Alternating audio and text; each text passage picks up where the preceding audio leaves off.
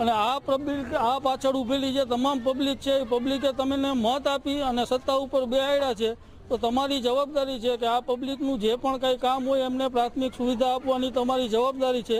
એ જવાબદારી તમે તમારી પૂરી નિભાવો. અગર નહીં નિભાવો તો આવતી ચૂંટણીમાં જ્યારે પણ તમે લોકો મત માગવા આવશો ત્યારે આ પબ્લિક તમને જૂતા ચપ્પલ મારી અને ભગાડશે. પછી તમને એવું ન થવું જોઈએ કે પબ્લિકે અમારું અપમાન કર્યું. કેટલા સમયથી રજૂઆત? છેલ્લા અમારે આ લગભગ રજૂઆત કરીને થાકી ગયા છે. સોસાયટી બન્યા એના 15 વર્ષ થયા. 15 વર્ષની અંદર આજની તારીખે અમારી સોસાયટીમાં પ્રાથમિક સુવિધા નામે કોઈ પણ વ્યવસ્થા કરેલ છે નહીં. અને પંચાયતમાં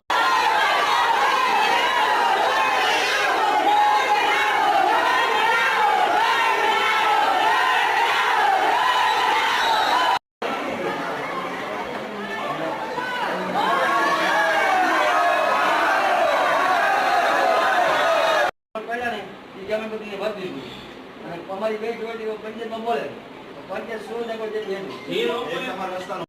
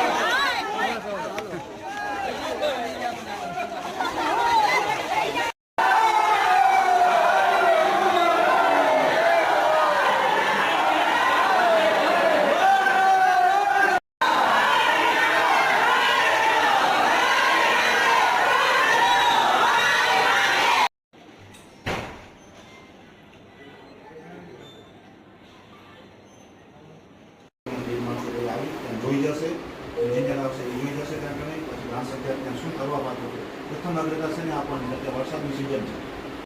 વાહન આવવા માટે રાજી નથી. સ્કૂલ ના પાડી દે અમને તમારું વાહન નહીં આવે. એમ કે તમે તમારી સોસાયટીમાં અંદર નહીં આવે. અહીંયાથી અમારી સોસાયટી રોડ થી 1.5 કિલોમીટર અંદર છે. એ રોડ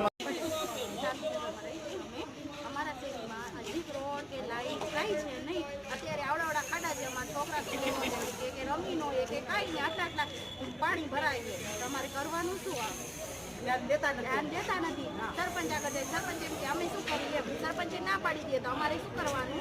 15 વર્ષ થયા અમે સોસાયટી વાળા હજી કાંઈ છે નહીં સુવિધા. અમારે 15 વર્ષ થયા શેરીમાં કાંઈ છે નહીં. ધર્મગંગા શાંતિનગર અને ઓમ સિલ્વર પાર્ક સોસાયટી અમારામાં આવે છે. અમે પંચાયતમાં વારંવાર રજૂઆત કરેલ છે, છતાંય કોઈ કાંઈ પણ જવાબ આપતું નથી. એટલે આજે અમે કલેક્ટર ઓફિસે અને અહીંયા જિલ્લા વિકાસ અધિકારી પાસે આવેલા છીએ. દર વખતે બધા એવું કહે છે કે રોડ બનશે, અમે જીતશું તો રોડ બનશે, બધી સુવિધા થશે, આમ થશે, પાણી, કચરો, સ્ટ્રીટ લાઇટ, કોઈ વસ્તુ નથી. હવે તો એજ્યુકેશન સ્કૂલોવાળા પણ એમ કહે છે કે અમારા વાહનો તમારી સોસાયટીમાં નહીં આવે, મેન્ટેનન્સ વધી જાય છે. તો અમારા બાળકોના એજ્યુકેશનનું શું? અને સરપંચને ગમે ત્યારે રજૂઆત કરી છે સોસાયટીના લોકોએ, તો એમ કે છે કે તમારે જેને કેવું હોય એને કયો, તમારા ગામનું કામ પછી થશે તો થશે, અમારા ગામનું કામ પહેલા થશે. પોઝિશન છે અત્યારે સાહેબ કોર્ટ